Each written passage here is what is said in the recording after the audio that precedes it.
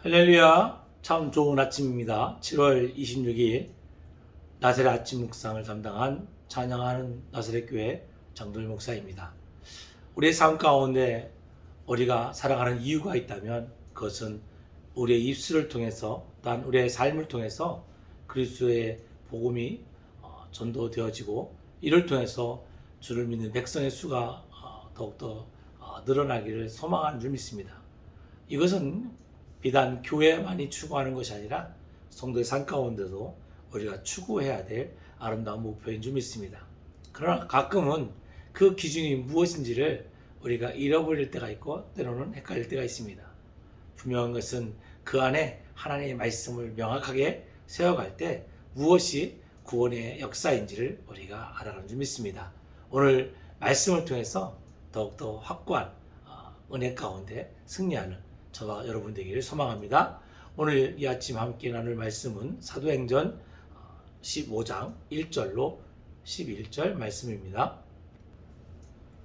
어떤 사람들이 유대로부터 내려와서 형제들을 가르치되 너희가 모세의 법대로 할례를 받지 아니하면 능히 구원을 받지 못하리라 하니 바울 및 바나바와 그들 사이에 적지 아니한 다툼과 변론이 일어난지라. 형제들이 이 문제에 대하여 바울과 바나바와 및 그 중에 몇 사람을 예루살렘에 있는 사도와 장로들에게 보내기로 작정하니라. 그들이 교회의 전송을 받고 베니게와 사마리아로 다니며 이방인들이 주께 돌아온 일을 말하여 형제들을 다 크게 기쁘게 하더라. 예루살렘에 이르러 교회와 사도와 장로들에게 영접을 받고 하나님이 자기들과 함께 계셔 행하신 모든 일을 말하며 바리새파 중에 어떤 믿는 사람이 일어나 말하되 이방인에게 할례를 행하고 모세 율법을 지키라 명하는 것이 마땅하다 하니라.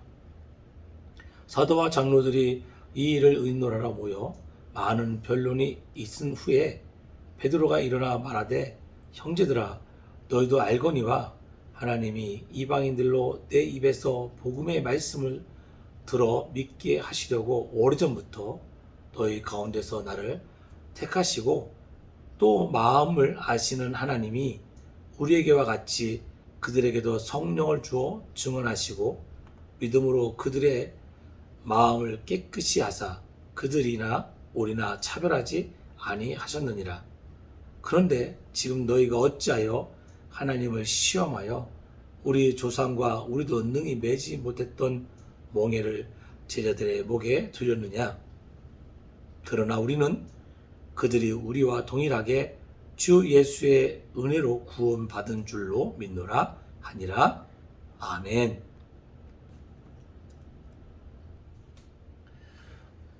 예수님께서 이 땅에 오셔서 복음을 전하시고 십자가의 사역을 통해서 구원의 복음을 전하신 후에 제자들이 그 말씀을 통해서 이제 흩어져서 전국 각지에 복음을 전하는 사건들을 경험하게 됩니다. 오늘은 바울과 바나바가 안디옥 교회에 복음을 전했고 그 지역에 수많은 자들이 복음을 통해서 구원받게 되고 모이는 수가 많아지는 것을 보게 됩니다. 그런 중에 유대인 중에 회심한 제자들과 또 이방인의 제자들 사이에 논란의 논거가 생긴 것을 보게 됩니다. 그것은 할례였습니다. 교회 안에 할례를 받지 않으면 능히 구원을 받지 못한다 하는 말을 선포하게 되고 이 말이 결국 교회 안에 매우 시끄러운 잡음을 일으키게 된 것을 보게 됩니다. 결국 교회의 많은 사람들은 이 문제를 예루살렘 교회의 사도 즉 베드로와 그곳에 있는 장로들에게 어떤 것이 옳은 것인지를 판단받기 위해 이제 바울과 바나바 그리고 몇몇의 형제를 보내게 됩니다. 그래서 그 형제들이 이제 안디옥 교회를 떠나서 베니게와 사마리아 지역을 지나가면서 그곳에 있는 믿음의 형제들을 만나서 그간에 있었던 성령님의 역사와 예수 그리스도의 복음을 전했을 때 어떤 일들이 일어난지를 전할 때 많은 사람들이 기뻐합니다. 그리고 그 기쁜 마음을 가지고 예루살렘 교회에 이제 방문을 하게 됩니다. 그리고 그곳에도 마찬가지로 그들이 그동안 있었던 많은 사역의 일들과 그 안에 벌어졌던 이적과 기적들, 예수님의 이름으로 말미암아 구원의 백성들이 많아짐을 선포합니다. 그런데 똑같이 이곳에서도 또 믿는다 하는, 즉 사두개인 중에 믿는다 하는 자가 일어나서 이방인들에게도 똑같이 환례를 행하고 모세의 율법을 지키게 해야 된다라고 명하게 가리키고 지키게 하는 것이 맞다라고 주장하는 것을 보게 됩니다.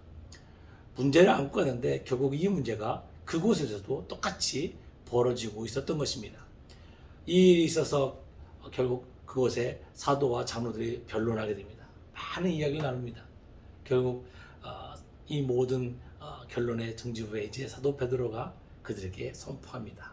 그리고 이방인들에게 복음이 전해지는 과정이 어땠던 것을 사도 베드로는 말합니다.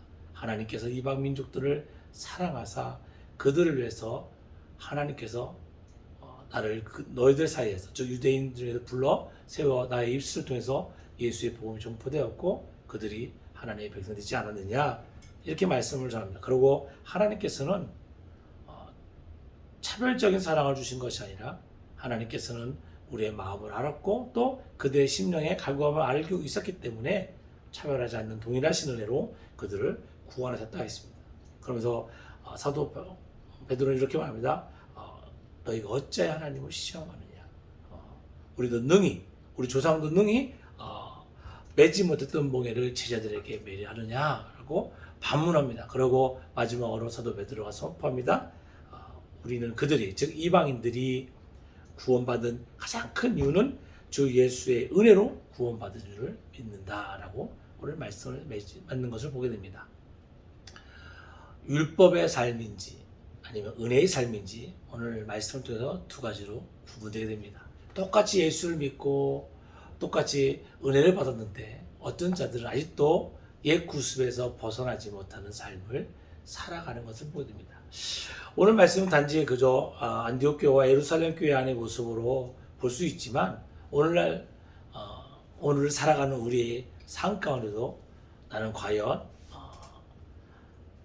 아직도 옛 구습에 젖어져 있는, 율법에 젖어져 있는 삶을 살고 있는지, 아니면 그 모든 것을 버리고 내게 새 은혜를 주신, 즉 예수 그리스도의 은혜로 말미암아 살고 있는지를 돌아볼 필요가 있습니다. 가장 중요한 것은 우리가 구원받는 가장 큰 이유가 바로 어디에 있느냐.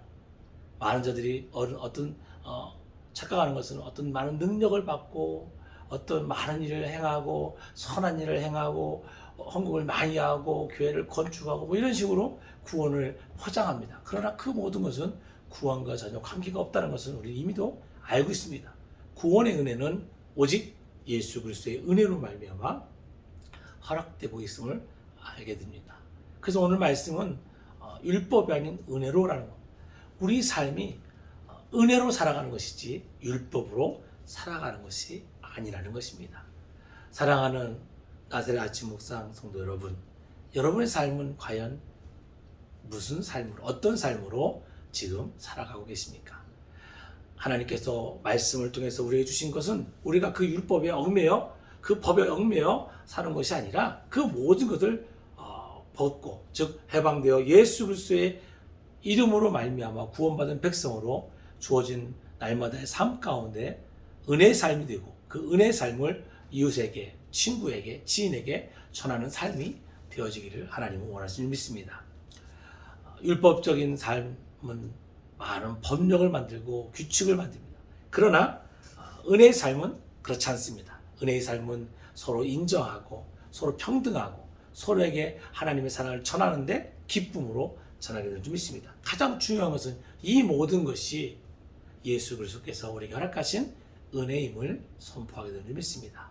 사랑하는 나사렛 아침 묵상 성도 여러분, 오늘 하루도 여러분의 삶이 율법의 얽매인 삶이 아니라 그리스도 예수의 은혜로 말미암아 승리의 삶, 죄와 사망의 법에서 자유를 얻는 복된 삶이 되기를 주의 이름으로 축복드립니다. 기도하겠습니다.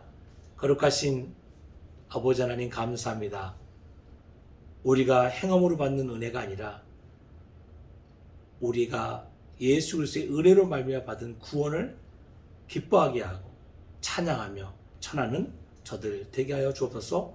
오늘 하루도 은혜로 승리하는 저들 되게 하여 주옵소서. 예수님의 이름으로 드렸습니다. 아멘.